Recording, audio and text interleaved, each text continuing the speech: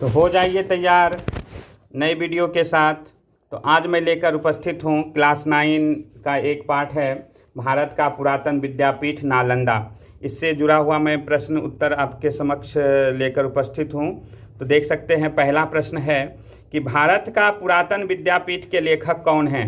भारत के पुरातन विद्यापीठ जो पाठ है उसके लेखक कौन हैं। पहला ऑप्शन हो जाएगा डॉक्टर राजेंद्र प्रसाद। देखिए मैंने यहाँ ऑप्शन भी डाल के रखा हुआ है, आपको कोई दिक्कत हो तो यहाँ से भी देख सकते हैं। दूसरा प्रश्न स्क्रीन पे देखिए। दूसरा प्रश्न है कि इस पाठ में किस प्राचीन विश्वविद्यालय का वर्णन है।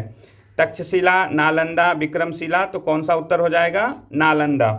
तीसरा प्रश्न देख सकते हैं स्क्रीन पे, नालंदा विश्वविद्यालय किस राज्य में स्थित है। बिहार, उत्तर प्रदेश, मध्य प्रदेश, राजस्थान। तो उत्तर हो जाएगा बिहार।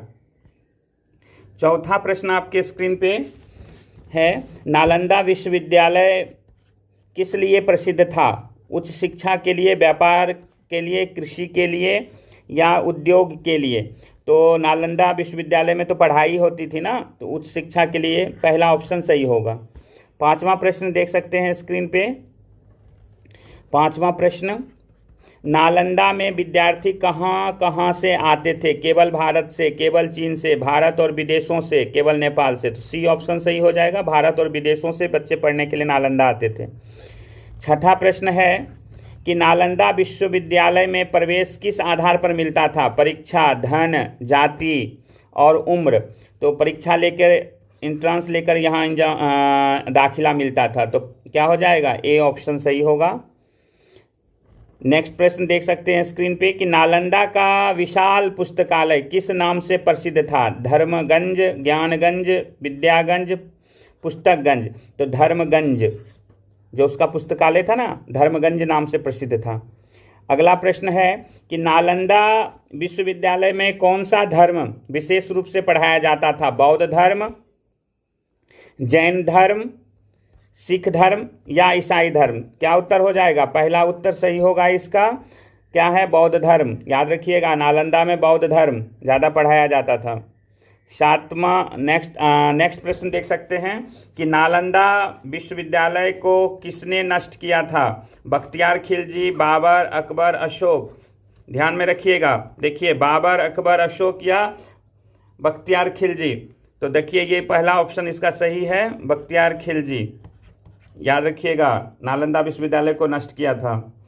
राजेंद्र प्रसाद भारत के कौन से राष्ट्रपति थे। प्रथम, द्वितीय, तृतीय, चतुर्थ। तो राजेंद्र प्रसाद इस कहानी के, इस निबंध के, ये निबंध विधा में लिखा गया है, इस निबंध के लेखक कौन हैं। तो राजेंद्र प्रसाद। याद रखिएगा वो प्रथम राष्ट्रपति थे। राजेंद्र प्रसाद का जन्म बिहार, उत्तर प्रदेश, झारखंड, पश्चिम बंगाल। तो बिहार के रहने वाले थे डॉक्टर राजेंद्र प्रसाद। पहला ऑप्शन सही होगा। नेक्स्ट, नालंदा विश्वविद्यालय में कौन कौन से विषय की पढ़ाई। धर्म, दर्शन, चिकित्सा, उपर्युक्त सभी चीज़ों की पढ़ाई होती थी। धर्म, दर्शन, चिकित्सा। नालंदा की ख्याति किस कारण थी। उत्कृष्ट शिक्षा, व्यापार, खेती, युद्ध। तो इसका सही ऑप्शन ए, उत्कृष्ट शिक्षा। नालंदा में शिक्षा कैसी थी। निःशुल्क, महंगी, केवल राजाओं के लिए, केवल विदेशियों के लिए। नहीं, निःशुल्क थी। नालंदा में पढ़ाई क्या था, फ्री था। नालंदा में कितने विद्यार्थी अध्ययन करते थे। लगभग 10,000, 500, 1,000 और 2,000। तो लगभग 10,000 पहला ऑप्शन सही होगा। अगला है, नालंदा में लगभग कितने आचार्य थे, कितने टीचर थे। 1500, 100, 250। ज़्यादा वाला जो है 1500 टीचर थे वहाँ पे उस समय। नालंदा का सबसे प्रसिद्ध विदेशी यात्री कौन था। देखिए नालंदा में सबसे प्रसिद्ध विदेशी यात्री किसको माना गया है, ह्वेनसांग को। याद रखिएगा ये प्रश्न बार बार रहता है, ह्वेनसांग। नालंदा विश्वविद्यालय किस काल में प्रसिद्ध था। प्राचीन काल, मध्यकाल, आधुनिक काल, वर्तमान काल। तो प्राचीन काल में। नालंदा किसका प्रतीक है। ज्ञान और शिक्षा, यही ऑप्शन सही होगा। व्यापार, राजनीति, युद्ध। तो क्या हो जाएगा, पहला ऑप्शन। राजेंद्र प्रसाद किस आंदोलन से जुड़े हुए थे। राजेंद्र प्रसाद किस आंदोलन से जुड़े हुए थे। स्वतंत्रता आंदोलन, हरित क्रांति, श्वेत क्रांति, चिपको आंदोलन। तो स्वतंत्रता आंदोलन। नालंदा का वातावरण कैसा था?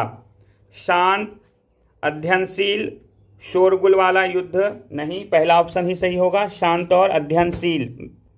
नालंदा में कौन सी भाषा अध्ययन होता था? संस्कृत, पाली, दोनों, अंग्रेजी। देखिए, संस्कृत और पाली विषय की पढ़ाई वहाँ हुआ करता था, इस भाषा में पढ़ाई हुआ करता था, संस्कृत और पाली। तो ये दोनों सही ऑप्शन होगा, यानी सी ऑप्शन इसका सही होगा, दोनों। नालंदा विश्वविद्यालय की स्थापना गुप्त काल, मौर्य वंश, मुगल, चोल। तो देखिए, गुप्त वंश में हुआ था, पहला ऑप्शन। देखिए यहाँ दिया हुआ भी है, पहला ऑप्शन ए। सभी का उत्तर यहाँ दिया गया है, आप स्क्रीन को रोक के देख सकते हैं। नालंदा विश्वविद्यालय का मुख्य उद्देश्य क्या था? ज्ञान का प्रसार करना, पहला ऑप्शन सही होगा। नालंदा के पुस्तकालय में क्या सुरक्षित था? बहुमूल्य ग्रंथ, हथियार, सोना। देखिए, पुस्तकालय है तो बहुमूल्य ग्रंथ ही हो सकता है, पहला ऑप्शन सही। भारत का पुरातन विद्यापीठ पाठ किस विषय पर आधारित है? नालंदा विश्वविद्यालय, ताजमहल, लाल किला। तो पहला ऑप्शन सही होगा, नालंदा विश्वविद्यालय। नालंदा का महत्व किस कारण था? विश्व स्तरीय शिक्षा, व्यापार, कृषि, राजनीति। तो क्या हो जाएगा इसका? विश्व स्तरीय शिक्षा। नालंदा में शिक्षा प्राप्त करने के लिए क्या आवश्यक था? योग्यता, धन, जाति, सिफारिश। वहाँ कोई सिफारिश नहीं काम करता था, योग्यता ही, टैलेंट ही वहाँ पर दाखिला के लिए आवश्यक था। राजेंद्र प्रसाद का संबंध किस क्षेत्र से था? शिक्षा और राष्ट्र सेवा, पहला ऑप्शन ही सही होगा। इस पाठ का मुख्य संदेश क्या है? भारत के प्राचीन शिक्षा परंपरा पर गर्व करना, व्यापार बढ़ाना, युद्ध उद्योग स्थापित करना। तो ये सारे ऑप्शन गलत होंगे, पहला ऑप्शन ही सही होगा। क्या है? भारत की प्राचीन शिक्षा परंपरा पर गर्व करना इस पाठ का मुख्य उद्देश्य है, कि प्राचीन शिक्षा पर भी हमें गर्व करना होगा। नालंदा जैसा यूनिवर्सिटी भी हमारे भारत में था। तो इस तरह से आपने कई प्रश्न नालंदा विश्वविद्यालय से जुड़ा हुआ देखा, जो आपका पाठ क्लास 9 के गोधुली बुक भाग 1 में है। फिर नेक्स्ट वीडियो के साथ मैं उपस्थित होता हूं। यदि आप हमारे चैनल पर नए होंगे तो चैनल को सब्सक्राइब करना नहीं भूलेंगे। तब तक के लिए धन्यवाद।